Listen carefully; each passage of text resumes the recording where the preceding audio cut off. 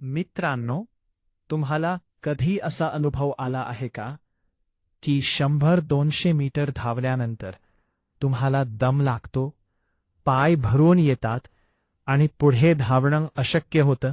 होय, खरं आहे.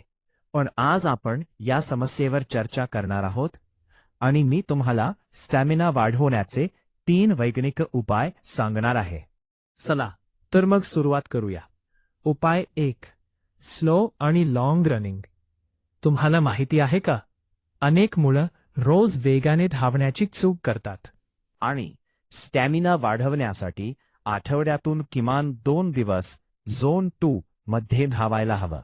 म्हणजे इतक्या हळू धावा की तुम्हाला कोणाशीही सहज बोलता येईल. हे खूप महत्वाचं आहे. यामुळे तुमच्या फुफ्फुसांची ताकद वाढते. आता उपाय 2.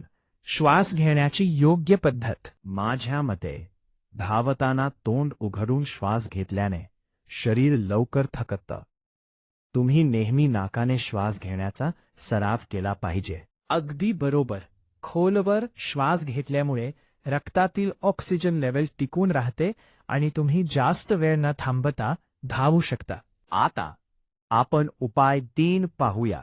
Natural recovery diet.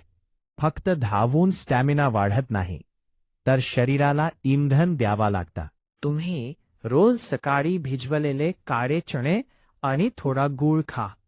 यातलं आयर्न तुमची ताकद वाढवेल. आणि एक महत्वाची गोष्ट, दिवसातून किमान 7-8 तास झोप घ्या, कारण झोपेतच तुमचे स्नायू मजबूत होतात. आता आपण निष्कर्ष काढूया. हे 3 नियम पुढचे 21 दिवस पाळा आणि मग तुम्ही रिझल्ट बघा. जर हा व्हिडिओ आवडला असेल तर तुमच्या धावणाऱ्या मित्राला नक्की शेअर करा. आणि अशाच टिप्ससाठी मराठी फॅक्ट्स 24 ला